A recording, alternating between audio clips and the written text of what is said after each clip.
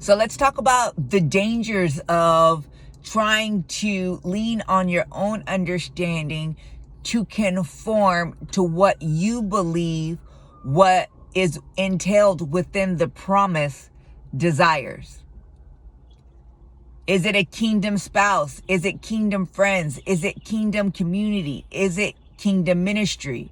You may be looking at it and it is one way and it is not your way and your true authenticity. So you may feel like you have to conform to be able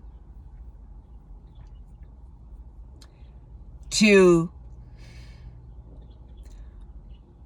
be in alignment with what you see and what it is you believe that it, he, she, they requires. Here's the danger in that, and here's the error in that. Because the Lord may be calling you to change that environment. You may be the thing that individual, those individuals need to be conducive to completing the change in them that the Lord desires. See, you looking at an individual, let's just say kingdom spouse, and you like, okay, they talking about God, but they still look a little worldly. So they're not going to want me, who's fully submitted and surrendered to God. I may have to adopt just a little bit of worldliness in my exterior, or let that aspect of what I was be drawn out of me so I can connect with this individual.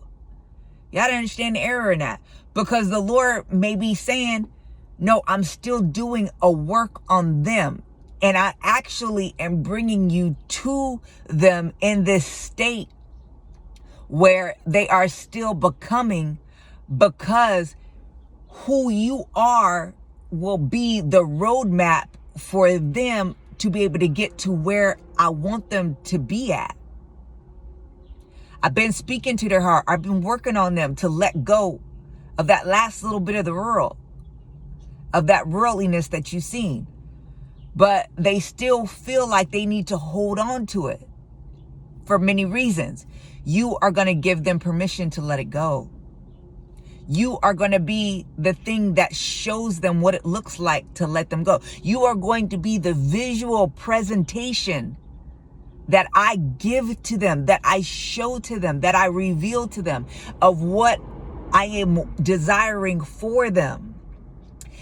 They have been surrounded by people of this world, and they still have the stain, the residue of this world, and they are scared to wash it and cleanse it off of them completely, because they feel like they need it in order to connect to this world and be accepted by them. I'm bringing them you so they can be shown that you do not need the world in order to come into what you desire, that I will bring what it is that you really desire, your heart really desires, what I have been placing in your heart, that will give you permission. Do you see what I'm saying? You could be looking at a ministry and you be like, oh, this ministry look a little worldly. Okay, maybe I need to be a little bit worldly in my presentation, so that I can connect to this ministry and these people, and they'll receive me.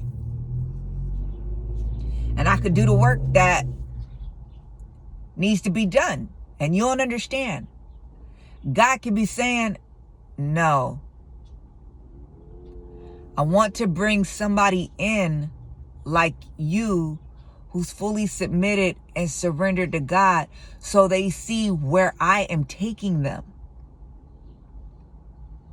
to where they see the possibility, to where they understand that it's not a both and, it's an either or. And because they can visually see it in you, because they hear it in you, you are going to help them make sense of what I've been doing and stirring up within them. Oh, that's where he's taking me.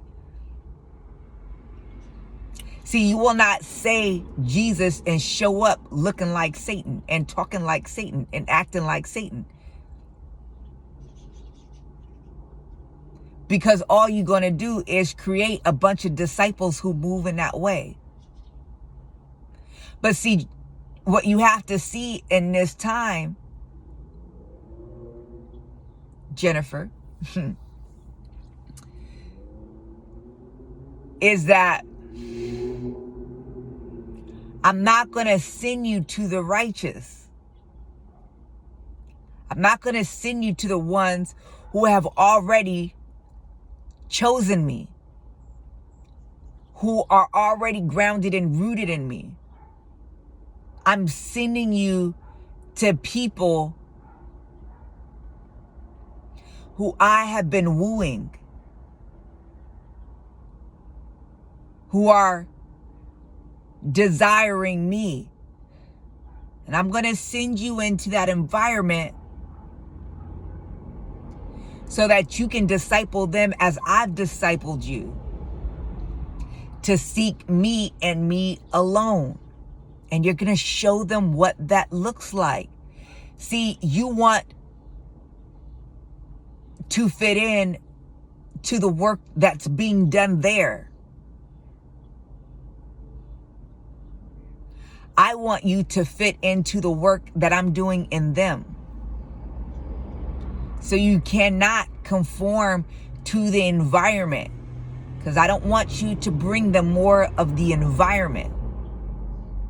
I want you to be conformed to my image and bring them more of me.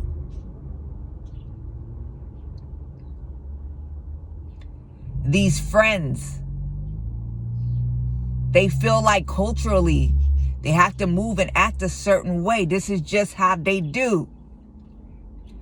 I'm bringing you to them to finish the good work that I started in them, to assist me in that process, to be the visual example of how you don't have to do what you think culturally should be done, in the way how you have to operate in community groups or in friendships, but you can be who you are in me and let people take you or leave you. See, when you try to conform to the promise, to what you believe the promise wants,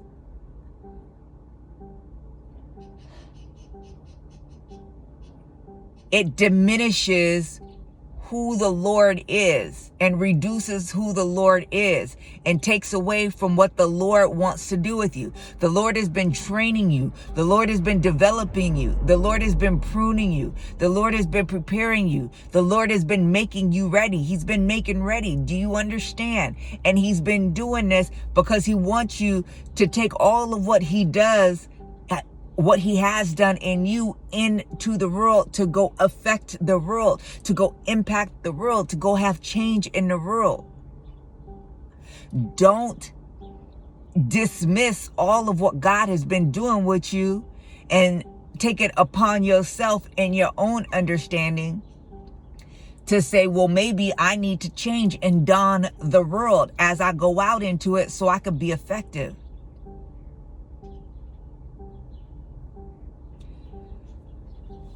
Oh, God is like, why would I bring somebody who's of the world to change the world, to permeate the world, and to show an example of the world?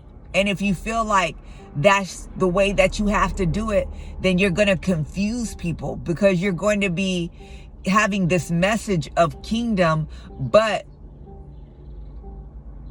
through your presentation, you'll be showing the world, and you'll confuse the situation even worse. And the Lord is like, I want to bring you to the confused people to provide clarity in which they can't do both and they got to make a choice.